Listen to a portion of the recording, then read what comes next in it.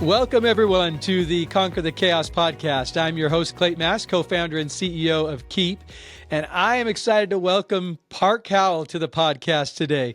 I asked Park here to share how he's been able to overcome the chaos in his business and as well as in his life, and to keep a positive mindset throughout his entrepreneurial journey. So, Park, welcome to the Conquer the Chaos podcast. Clay, thank you so much for having me here. I just love everything you've always done here in the Valley, from Infusionsoft to now Keep, and how you've all helped small businesses really get their act together sales-wise. So it's just an honor to be here with you. Oh, you bet. It's we go way back. I'm glad we get a chance to have you share some of your wisdom today. Why don't you just start by giving a little, giving the audience a little bit of an intro on who you are and what you do. Absolutely. Well, Clay, as you know, I've been in the branding, marketing, advertising world for, I hate to say it, but almost 40 years. And I ran my own ad agency in Phoenix for 20 of those years. But in the early 2000s, I found that advertising as we knew it had significantly changed because, of course, the interwebs, e-commerce, social media, right? Our brands used to own the influence of mass media, but as we all know, the masses have become the media. So now I just consult, teach, coach, and speak on the power of story to help people, as I say, hack through the noise and hook into the hearts of their audiences, because storytelling is the very first AI that we invented. We didn't even have to invent it. Our cavemen and cavewomen ancestors did, because we use story to help us make meaning out of the madness of being Homo sapiens. And it's still those same story algorithms, the story frameworks that we use today to really hack through the noise and hook into the hearts of our audiences. So that's what I do.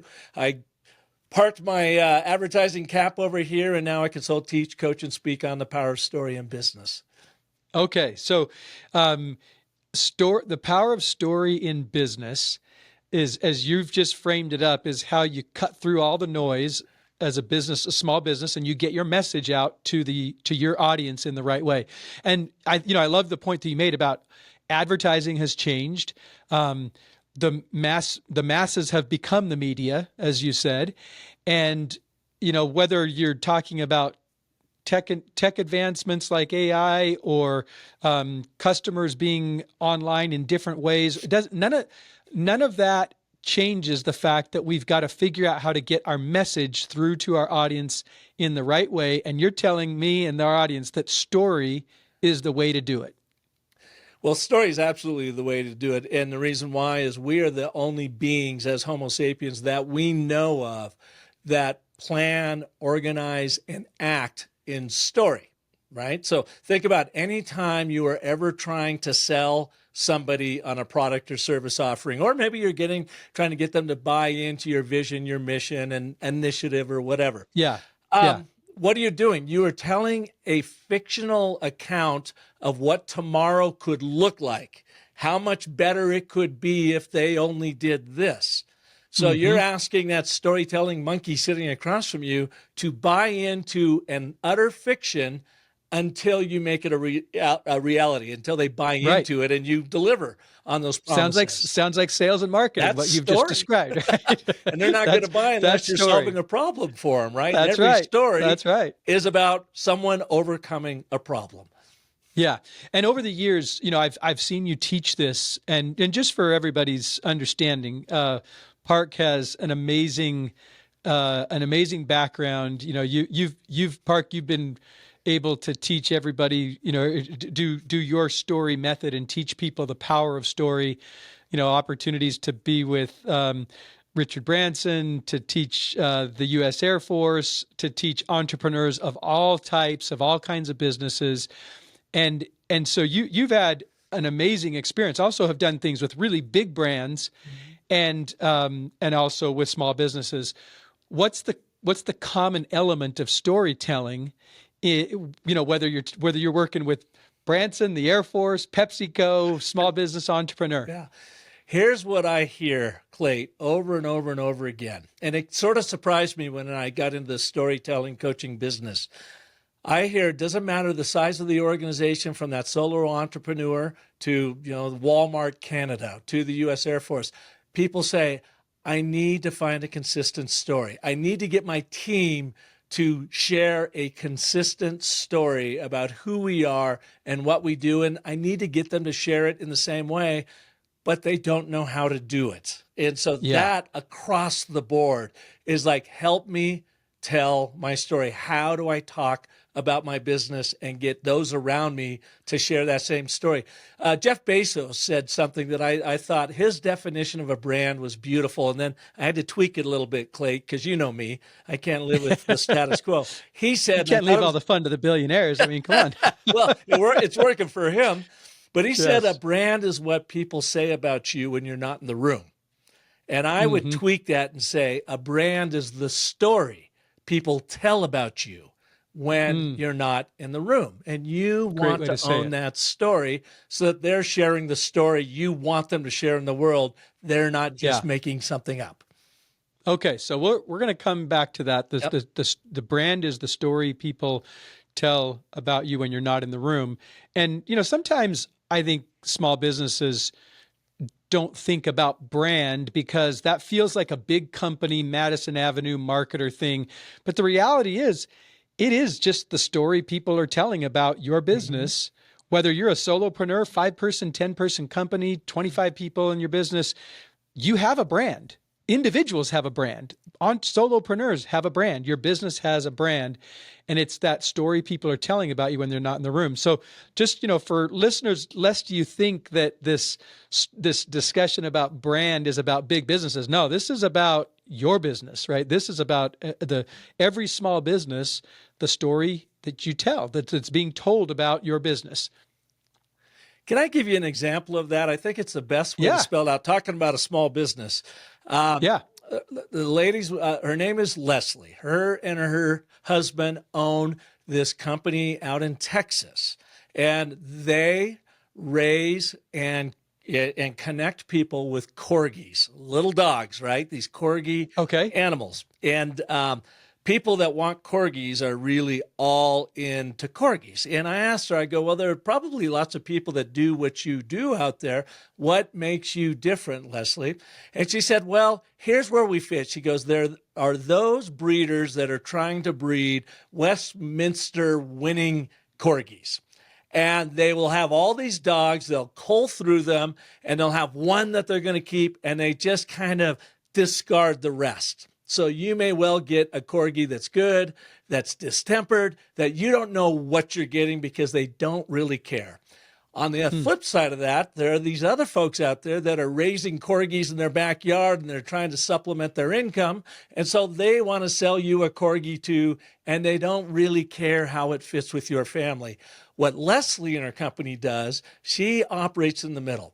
She goes, I first interviewed those people that are looking, her customers that are looking for corgis, and I want to really understand who they are, their personality, their family dynamics, where do they live, so that I can match the exact right corgi with that family. And oh, by the way, I give them a lifetime guarantee. If at any point ever in the owning of that corgi, they don't feel it's the right fit for them, I will take the dog back, find it another proper home, and give the money back altogether.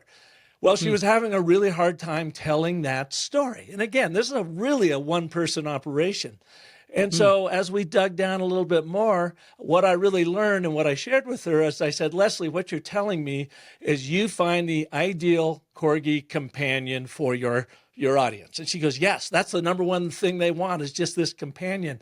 I said, well, then why can't you become their corgi companion, their companion to find the best corgi for themselves?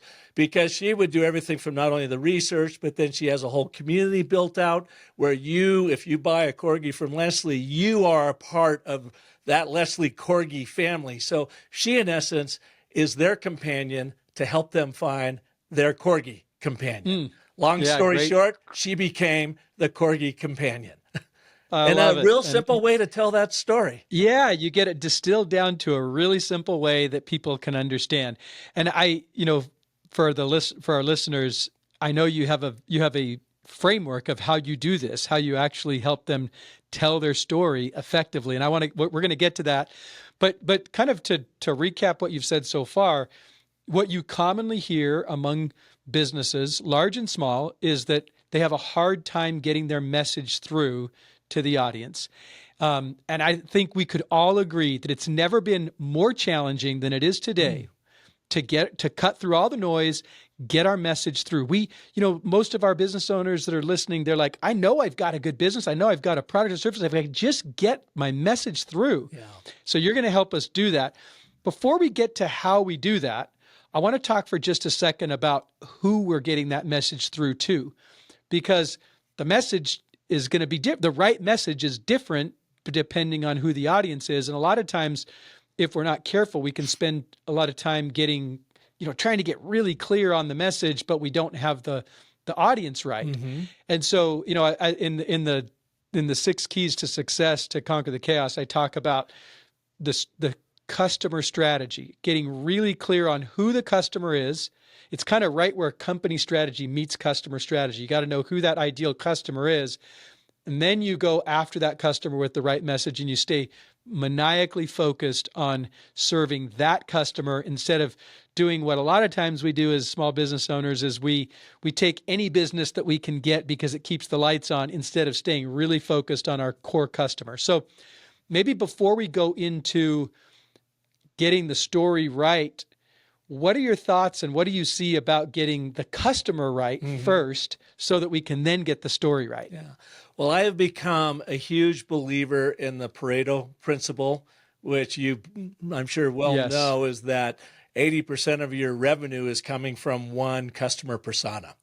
And if you think about it, you look back over your life, you can see this Pareto principle add up in all sorts of aspects of your life. Even at Keep, I would imagine you are focused on 80 or one customer.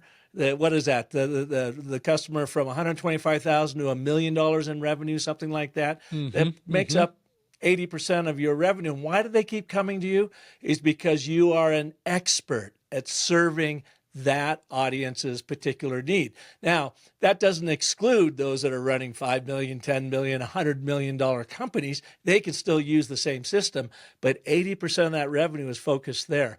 So you're exactly right, and I'm there too. I'm a small business. Quite often when you come on hard times, recessions, things slow down. Oh my God, my hair's on fire. I've got to be all things to all people. That's that survival instinct. But you're right. You have to focus on who is that one customer persona that is going to make all the difference. And it's just a matter of going back and looking at your records and your revenue. Who is buying from you? And then what I love to do is reach out to them. And I found something really interesting. I was talking to a research company, and I assumed, after all these years, you'd think I'd know better, but I assumed that they interviewed 250, 1,000 people, whatever, to get the insights that they'd need for market and branding and whatever. What it ultimately comes down to, and I learned this from the Harris Poll people, that if you interview just 15 customers, you will get a tremendous insight into what the rest of them think about. So here's what I'd ask your folks to do, is go and look at who your primary buyers are. Who's that one persona that is making up 80% of your business, and then go and talk to them. Pick out 15 of them. Ask them some questions about your business. What do they like? What don't they like? What do they think of it? What are the stories they're telling themselves about you? Take that intel, and that's going to help you not only focus your message to that one group you're looking for, but really dial in the stories you tell them. Because remember, your brand is the stories they're telling about you when you're not in the room. You're trying to ignite word of mouth marketing in them to help you build your business. So you want to make sure they're armed with a proper story about you and your business. Okay, so let's summarize that. You're saying to get really clear on your customer, first look at your data as to who your best customers are, and then go out and talk to 15 of them. That's 15. So that you can get the clarity around what makes them tick, why they like your product, what they don't like about other things, what they wish you would do better. Just having a conversation. I love to ask the question, what's one thing we're doing well? What's one thing you'd like to see us improve? Yeah. There's so much richness that comes from that simple question. And if the investment that small businesses make in getting to know their ideal customer, and by the way, this is nothing earth-shattering. and yet it is so uncanny how often we overlook this, of really knowing who our ideal customer is. But if you can get clear on that ideal customer profile, where you know what they look like demographically, psychographically, geographically, from the, what type of business they are, just get clear on that, and then go have 15 conversations. And by the way, if you can't have 15, have 3, have 5. Right. The fact is, a handful of conversations around what you believe is your ideal customer will put some color to it, will help you understand it. And then with that clarity, you are prepared to create the message, the story that will resonate with that customer, and then they will spread it for you to other similar customers. So thank you for helping to just kind of summarize that. I just find that, and you said it really well, a lot of times coming out of, in tough economic times, people tend to open up the aperture and think, I need to go more broadly, when the reality is it's going more narrow, being more focused, that is the answer to not only better or more revenue, but much better revenue, much more profitable revenue. And so where does that all start? It starts with an understanding of the ideal customer. Well, and think about Leslie and her corgis. She doesn't sell golden doodles. She doesn't sell beagles. She doesn't sell German shepherds. She sells one breed. And by the way, it's not is there such a thing as a corgi doodle? I don't know. But she does. It's a purebred corgi, and she's looking for that one audience. So that's a really good example. Great example, because not only does she narrow down, she's not dog breeding. She's not even, terrier breeding. She is corgi breeding, one type. And then she segments the market from the top high end and any kind of corgi, and is going after the middle of that market. That's a great example of narrowing the focus, getting really clear, and then going out and having the interviews to understand, well, what psychographically, what does that ideal customer look like? I know it's someone that wants a corgi companion, but what is that, what is that exactly? And that all distills down to the story that you're able to tell. So you're right. That's a fantastic example. And then real quick on that, Clay, just one more addition to it.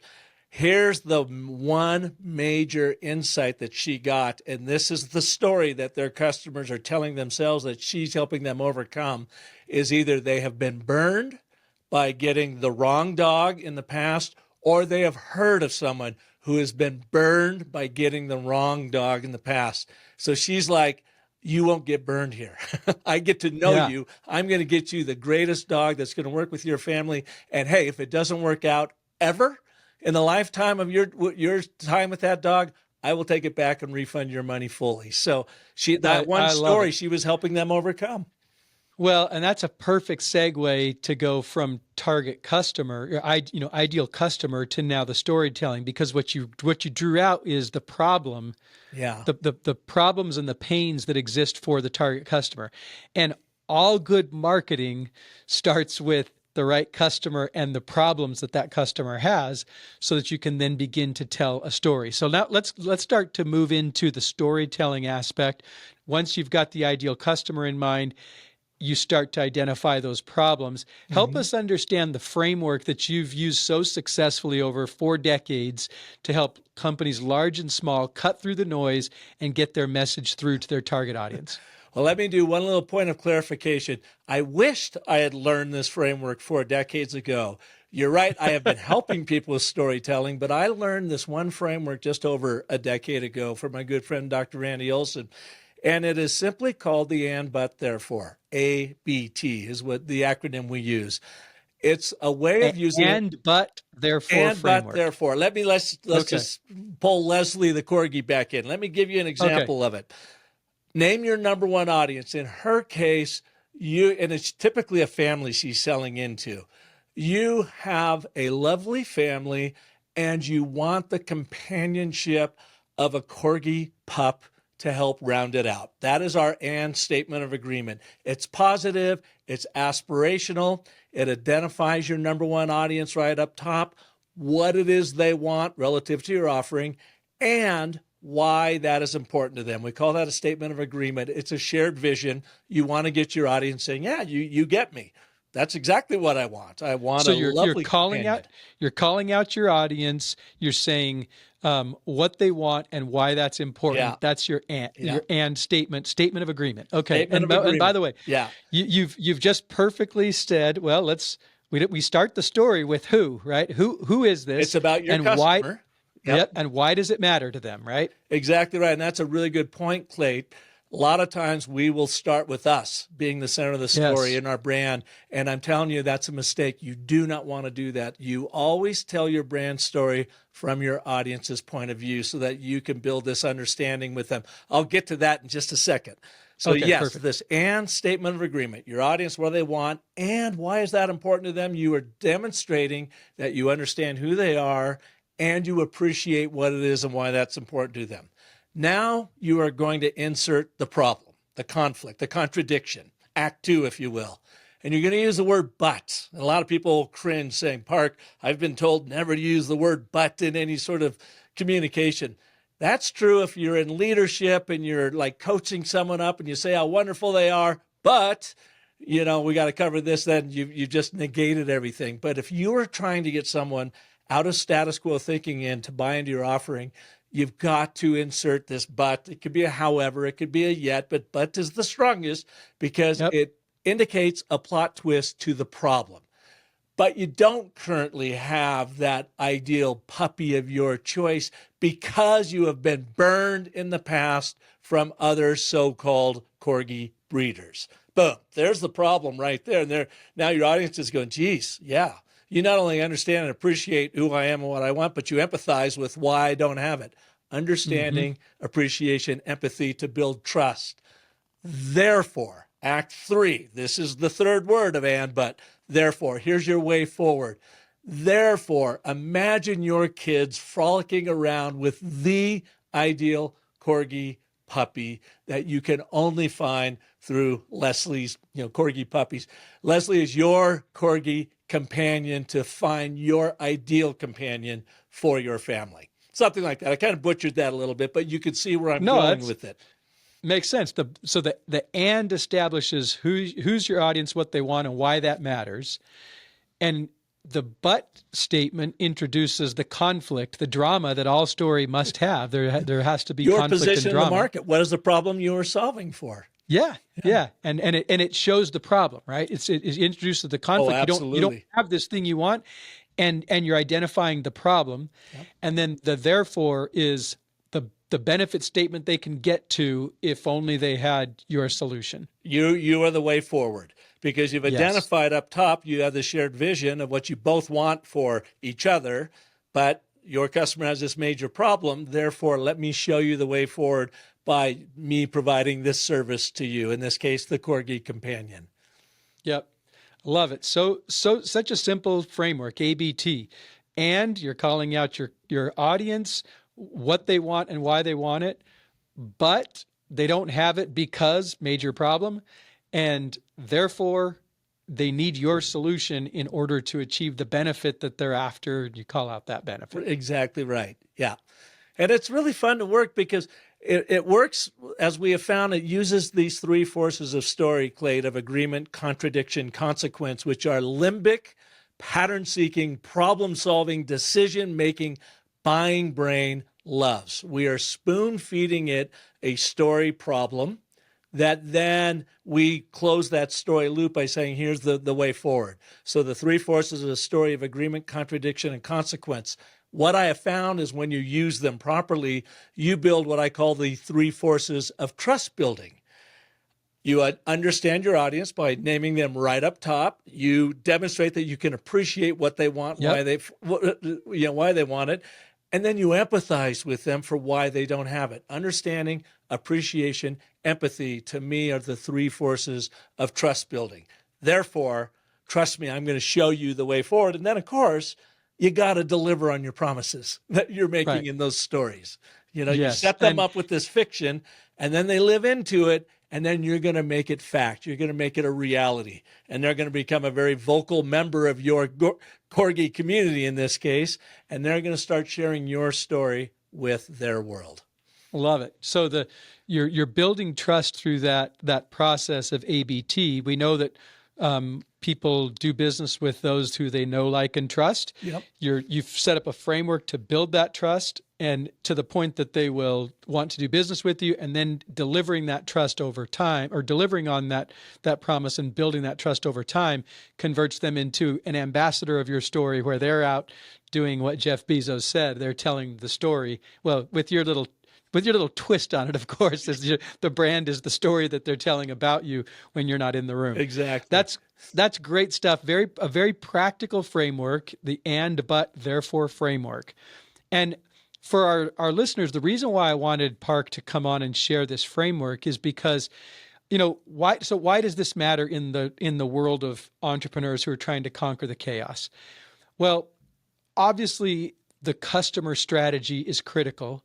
And we touched on, getting clear on that ideal customer, but then being able to communicate to your ideal customer effectively can make all the difference between a sales and marketing program working or not working, an advertising spend that you do on Google AdWords or Facebook working or not working. I mean, the conversion rate comes down to sometimes as simply as, did you get your message through to the audience in an effective way or not? Mm-hmm. And so what I see over and over with customers who are they're automating their marketing, their sales, their business, it comes down to, are they getting their message through clearly? And, you shared this framework with me, and you shared it with me through Greg Head years ago. I don't know if you knew that. Greg shared it with me. Oh, yeah. And then a couple of years ago, you shared it with me directly, and we had you share it with some of our customers at a conference a year ago.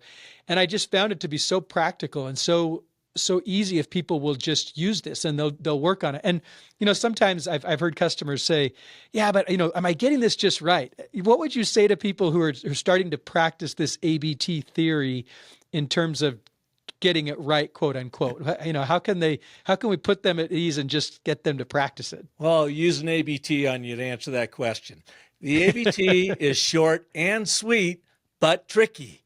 Therefore, practice, practice, practice. One of the best places to practice it is in your email writing, because you got to write these darn emails anyways to folks out there. Take a breath, take a moment, sit down, write your email as an ABT. It's got a built-in call to action. Now, with Keep, you have a beautiful platform in which to A/B test this stuff. If you don't believe me, if you think, Park, it's 3 words, it's too simple, it can't possibly work, then what I want you to do is go on your Keep platform and run 2 email campaigns.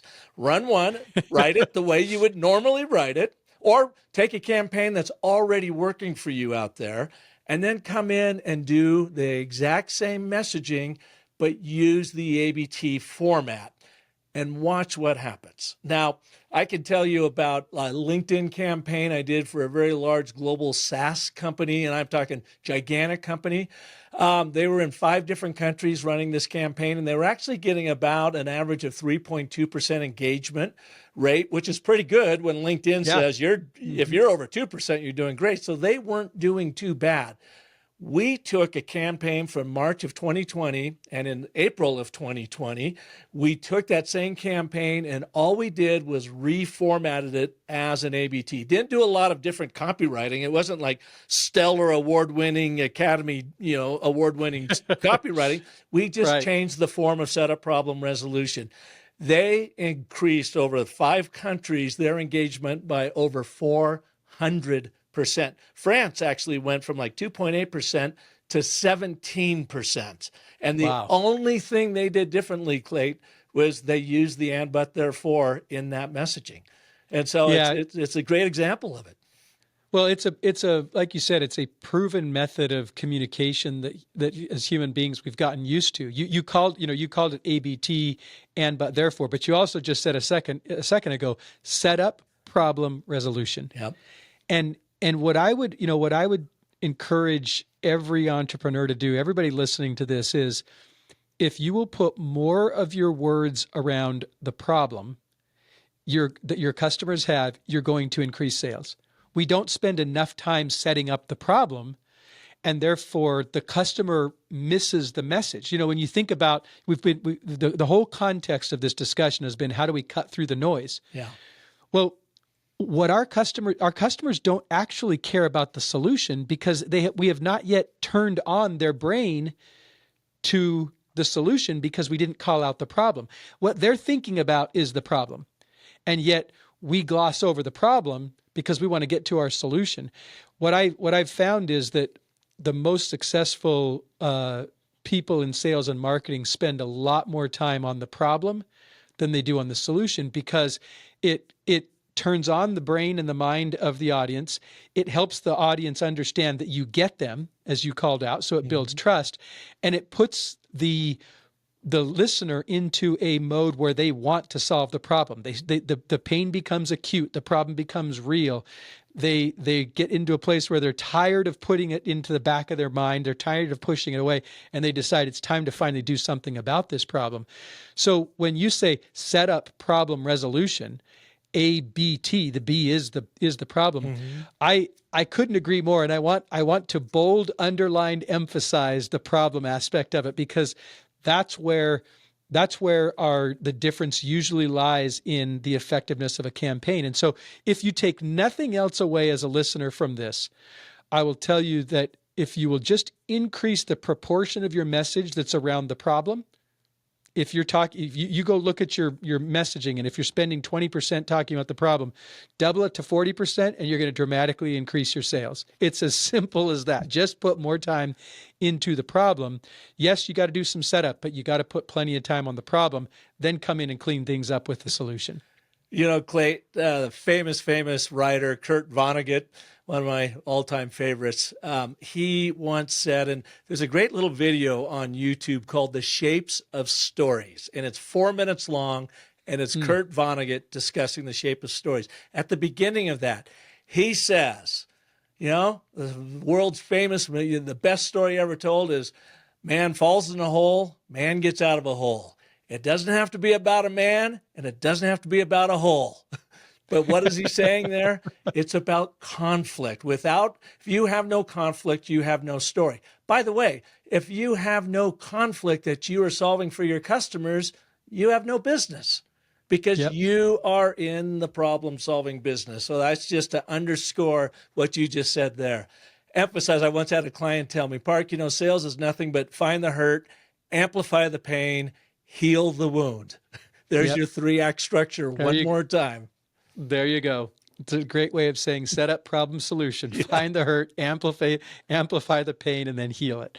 Very good. Well, this has been great. We've gone deep into customer strategy and how to actually call out your customer effectively through storytelling. The ABT framework is a great way to do it. I encourage everybody to practice it. That's the customer strategy is the 4th key to success. The number 1 key to success is actually mindset. And I know you and I are we are like-minded in this. We know how important it is that as entrepreneurs we have the right mindset for success. And so I always like to ask podcast guests what thoughts they have. What if you have any piece of advice about helping entrepreneurs, helping small businesses get the mindset right so that they can be successful. Any tips that you'd like to leave with our listeners about the mindset of success, Park? It is. And sometimes I think my wife thinks I'm a little Pollyannish, but it's about being optimistic and look at the possibilities out there. Now, I can be the first guy to get down on, oh my God, recession's here, my business is off, what do? I don't know what I'm doing, I'm going to go under. I mean, we all have that, right? You gotta breathe that in, embrace it, and say, all right, but I'm not going to let you stay in my house. I'm going to push you back out. And flip that mindset over to optimism and possibilities. And you hear this word thrown around about abundance, that we live in this abundant universe. And so abundance can be a part of our life, which can be kind of woo-woo. But I now have found a way to really appreciate abundance and start attracting it more in my life. And as you know, I moved from the valley. We built a home up here in northern Arizona, and I'm up at 6,600 feet up in the mountains. We are in the largest contiguous ponderosa pine forest in the world. That's called abundance. And then I go walking out, and I see all the needles on the ground. And I go, there are abundant needles here.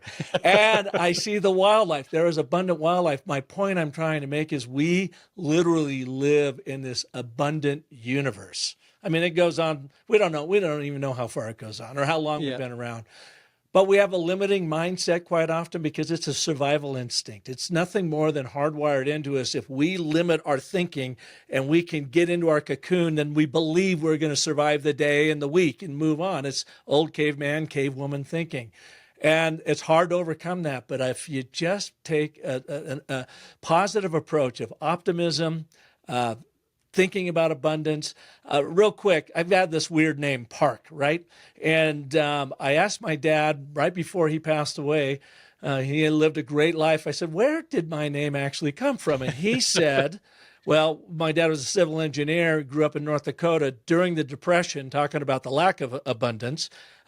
His first job was working for the city manager in Fargo, North Dakota. His name was William Park Tarbell. He went by Park. He's a Norwegian city manager, city engineer.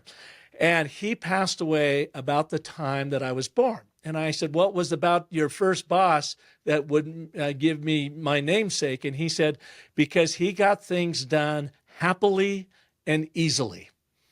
And that's the way my dad was throughout his entire life. He was a civil engineer, always a problem solver, did big, huge projects.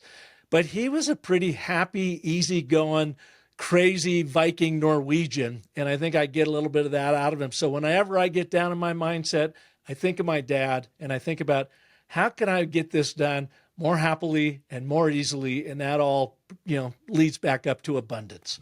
Well, I appreciate you sharing that, both your namesake and your approach to life with optimism and abundance. And I will tell you that, those, as I wrote the book and I shared the specifics around cultivating a mindset of optimism, a mindset of success, it is an intentional thing we do. And then it gets to a point where it just happens. And what I can tell, I think our audience can sense it from you, but every interaction I've ever had with you is a positive, uplifting, encouraging interaction. Oh, thank you. And that attracts.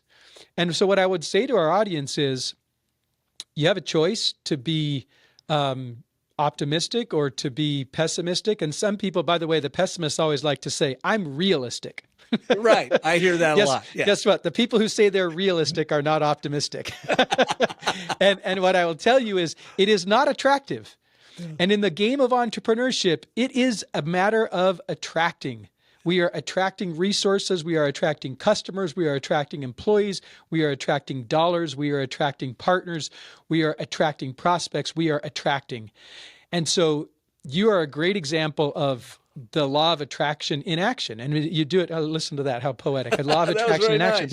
Because you have a very optimistic approach to things, and it's fun to talk to you as a result. People like talking to you. And so, I would say if to our audience, the thing that you demonstrate is you choose optimism, and as a result, things flow into your life. You didn't get to spend 5 days on Necker Island with Richard Branson because you're a pessimistic type.